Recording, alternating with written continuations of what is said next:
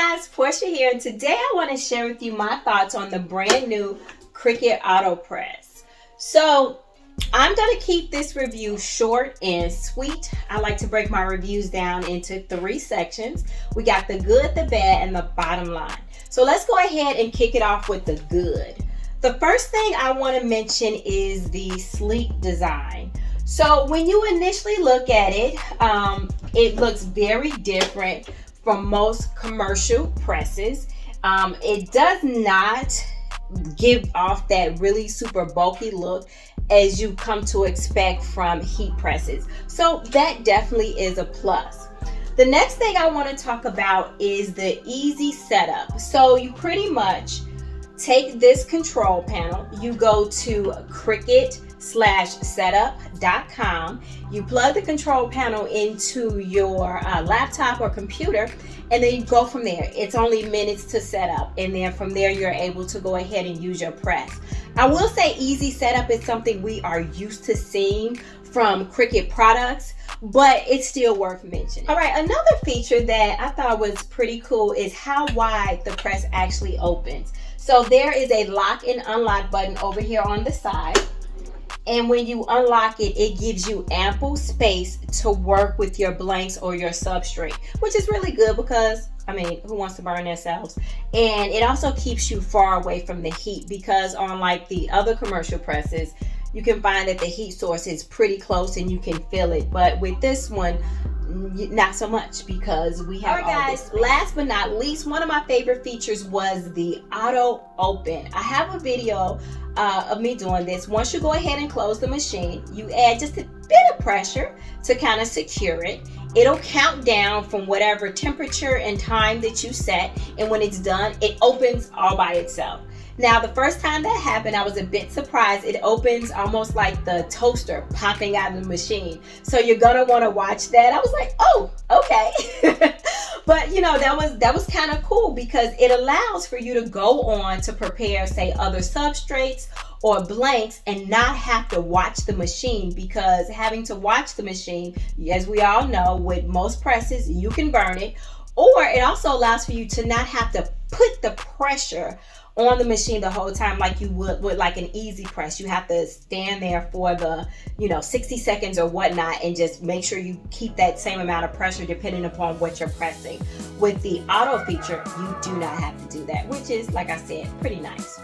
Let's go ahead and talk about the bad or some of the opportunities with this particular. I only actually have a couple of opportunities, which can be pros for some people, cons for others, but this is something I think is worth pointing out. I will say the first thing that stood out to me was the Cricut Autopress does take up more space than most commercial heat presses. So I did a little bit of a measurement or a comparison. So I have a BetterSub swing press here, and I wanted to take the measurements. So this press, when it's sitting down, the swing press takes up about 16 inches. Now, the base on our Cricut Autopress is 20 inches. So not that big of a difference, but if we are talking about space, it can mean a big difference if you don't have any. The other thing that I wanted to discuss was the clearance. So you need about 24 inches here once you open the actual press. So some people sit these on, say, a table, and there might be a shelf above your press. With this particular model, you just have to make sure wherever you place this, there is enough clearance for it to open and close on its own without any obstruction. Now, you could say, even with the swing model, you're going to run into that because you have to make sure that you have enough clearance for the swing. So in that regard, like I mentioned earlier, there are pros and cons to both. So the other thing that I wanted to talk about was pressure adjustment. So on this particular press, you cannot adjust the pressure. And that was something that I was concerned about, but I was able to press a couple of things, and let me go ahead and show you. Okay guys, so I found that I actually do a lot more sublimation than I use vinyl. So being able to adjust the pressure in sublimation is really important. So these are microfiber cloths, and I just want to see how much ink that we could get out of the paper, the sublimation paper, without adjusting the pressure. And I think you would agree with me that the color transferred extremely well. So this looks pale. The color definitely did. It was like literally sucked out of the paper here. And yeah, very bright pink. You can tell this is a lavender color.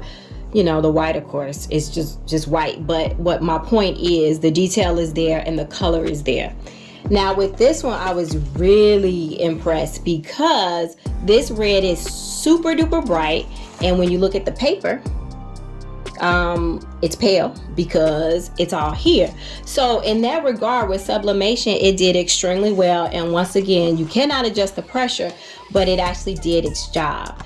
Now the other thing I did go ahead and press was a image on a t-shirt.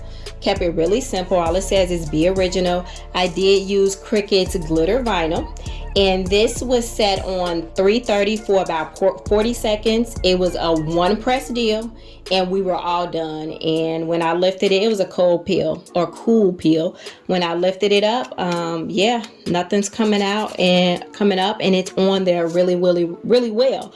So from the vinyl to the sublimation, I would say no problems at all. Like I said, it was a little scary at first, but I cannot complain. Okay guys, so now I want to talk about the bottom line. So due to its automated features, I definitely would put this particular press in the professional category. So think about this, as a small business owner, being able to get multiples out quicker and more efficiently is definitely going to be a time and money saver. And of course, a small business owner, time is money. So in that regard, definitely professional, right? But that is not to say that as the home crafter, you cannot use this particular machine, because not having to exert a lot of energy to close or even lift the press up due to the automated features is definitely going to be a huge plus.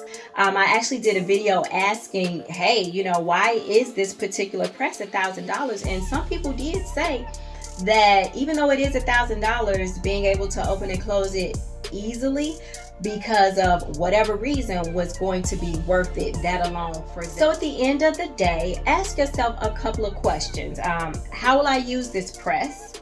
What features are important to me? Is this a long-term investment or a short-term investment?